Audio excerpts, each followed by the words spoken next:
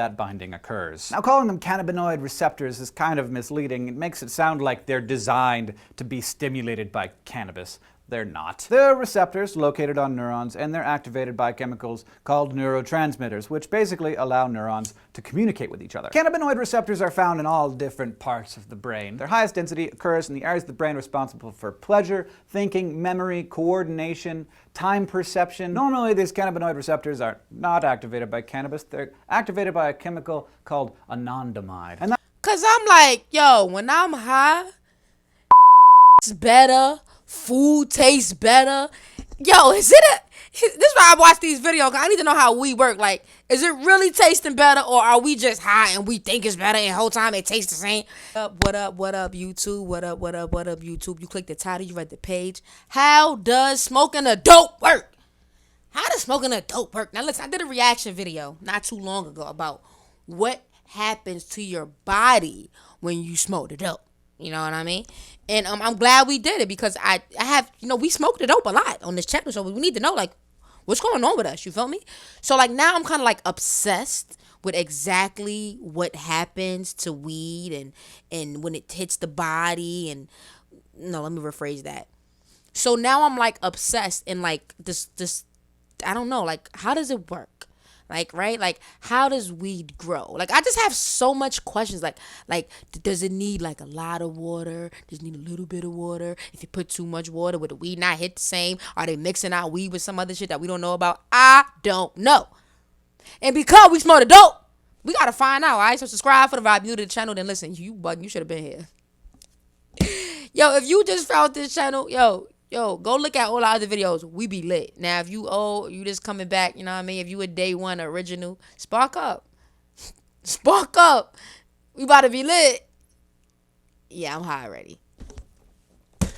How y'all know? That's crazy. With a good prop for a show about illegal psychoactive compounds that aren't going to get you in some pretty significant trouble, so I got nothing. But today, we are talking about delta-9 tetrahydrocannabinol, otherwise known as the major biologically active substance in the cannabis plant, otherwise known as marijuana. So here it is, the molecule, not the marijuana. No matter what. White people kill me sometimes. I don't even know if somebody white came up with this. A scientist, let me just say scientist. Scientists kill me sometimes. Like, what the fuck? delta-9, THC. You see how, like, a cat is called a cat, a dog is a dog, and how simple that is? What? THC. Like, otherwise known as the major biologically active substance in the cannabis plant, otherwise known as marijuana. So here it is, the molecule, not the marijuana. No matter what you think of this compound or how familiar you may be with it, there's no denying that THC is pretty potent. Its effect stems from its ability to bind to receptors in your brain called cannabinoid receptors, and the reaction that takes place after that binding occurs. Now, calling them cannabinoid receptors is kind of misleading. It makes it sound like they're designed to be stimulated by cannabis. They're not. They're receptors located on neurons, and they're activated by chemicals called neurotransmitters, which basically allow neurons to communicate with each other. Cannabinoid receptors are found in all different parts of the brain. Their highest density occurs in the areas of the brain responsible for pleasure, thinking, memory, coordination, time perception. Normally, these cannabinoid receptors are not activated by cannabis. They're activated by a chemical called anandamide. Cause I'm like, yo, when I'm high, sex better. Food tastes better. Yo, this is why I watch these videos. I need to know how we work. Like, is it really tasting better, or are we just high and we think it's better and the whole time it tastes the same? Because I ain't gonna lie, if I'm high and I eat food and it's nasty, I snap out of my high. So it's like, you can't question God. She come from the earth. That's why we can't understand the shit.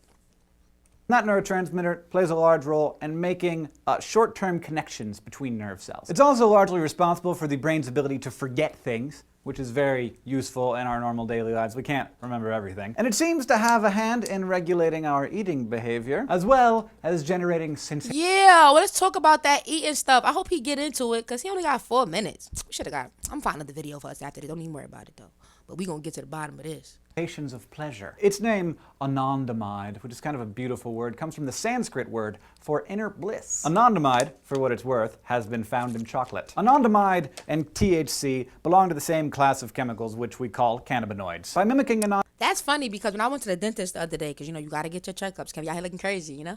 So when I went to the dentist the other day, the dentist told me, well, not the dentist. Yo, what's the name of the person before you see the dentist? Are they considered medical assistants? Or is that, are they like dentist nurse? It's a good question. Drop a comment, let me know.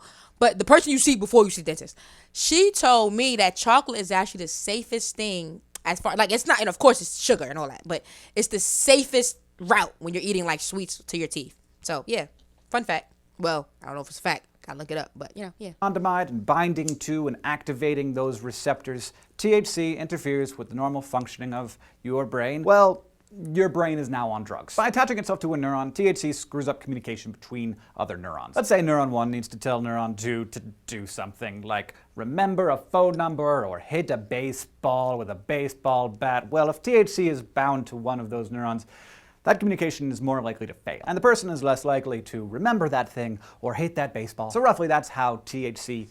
Thank you. Y'all know I love y'all. Y'all know y'all my, you know what I mean? We family here. But I got a comment that it said weed does not affect a person, and that is not true. It just because it doesn't, you feel like when you smoke, you feel like you're perfectly fine. It's science, okay? It's a drug. Whether, I mean, I don't like to call it a drug because, you know, it's come from the earth, but it's something that affects your brain. This is science. This is why I do that. I don't know everything. I just started smoking weed 3 years ago. This is why I watch these videos and I also do my research. This makes sense. Just because you might think, trust me, go a day without smoking weed. Yeah, that's a lot to ask for. Go a few hours without smoking weed. I bet you're going to feel better, everything.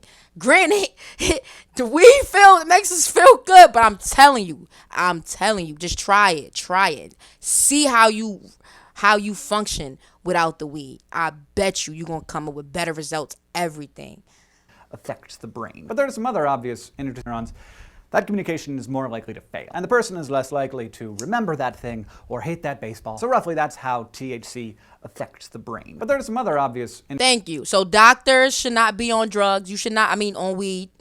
You should not drive high. You should not go to a job interview high, handle your business high. It's just certain things you just shouldn't do high, bro. Interesting questions here, like why on earth would a plant decide to make a chemical that does this? Like what? Why? To paraphrase the author Michael Pollan, a plant does not go through the expense of making such a complicated and extraordinary molecule and continuing to produce it if it isn't doing that plant some good. It turns out no one knows for sure why marijuana produces THC, but there are some fascinating theories. The first, THC turns out to be really good at absorbing UV radiation, and so it's possible that since marijuana often grows at higher elevations, that it needs the ability to absorb that radiation without, harming the plant. Yo, let me tell you, I was in Florida. You can't even smoke weed in Florida. Whatever. I was somewhere. And I left the weed in the car. And this was so irresponsible of me. I was high. I left the bag of weed on the windshield. Not the windshield, like on the dashboard. On the dashboard. I came back. I'm like, oh, the bag was hot. It's a zipper, like the bag was hot. When I say I rolled that weed up, it was the best weed I ever smoked. It was, and I don't even think it was because of the weed. Because after, like I said, the weed was hot. After I, stopped putting it where in the sun and all that, it didn't hit the same. Put your weed in the sun for a while. Let that shit cook up. That shit, you gonna be you gonna be chilling. You gonna be like, oh, this feel great. I'm telling you. Yo, this video for educational purposes only. Damn, I should have said that in the beginning. Damn. I add that in there. Plant. THC also has some antibiotic properties, so it's possible that that's how it's helping out plants. It also may help us out. Scientists have done studies and found that THC is a fairly potent antibacterial. And third is my absolutely favorite reason.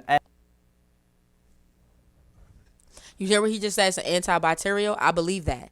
I really believe that. Because, you know how much people, be sick and smoke the dope, they be fine? Smoke the dope, they fine. I'm fine. I'm sick. I know somebody that had a cough, started smoking weed, the cough went away. Like, I'm telling you, God put this here for me and for you, like Smokey said. And that's that other animals have these cannabinoid receptors too. And it's possible that leaf-eating insects have them, and that THC is there to put them on drugs so that they, like, forget where they found that delicious plant. And they're like, oh man, I had that really good plant yesterday, but I can't remember where I found it. And then they just end up like eating Cheetos outside of a 7-Eleven at 2 a.m., which, you know, if you're a beetle, it's not so bad. I live in Missoula, Montana. It's a college town, fairly high pot smoking population here. Also a very high deer population. I'm starting to wonder, the deer are always walking around downtown with this like glazed look over their eyes, and I'm thinking maybe they're getting into somebody's stash. And now they're all addled, can't find where they found that delicious brick of... And you know, I have this theory, like, I don't think it's just like we discover weed, right? So we know weed, but I don't think that's the only plant that you can smoke, if that makes sense. Like, you know what I mean? Like he said, the animals, they might be getting high off the leaf too. You never know. So it's like, marijuana on someone's back porch. They're just walking around downtown, hoping beyond hope that they'll stumble across one again. Animals on drugs. It's no laughing matter. If you want to know more about the science of THC, our citations are, of course, always down in the description. If you want to ask us questions or suggest topics for us here on SciShow, you can connect with us on Facebook or Twitter or down in the YouTube comments below. that was fire. Y'all drop a comment. Let me know your thoughts.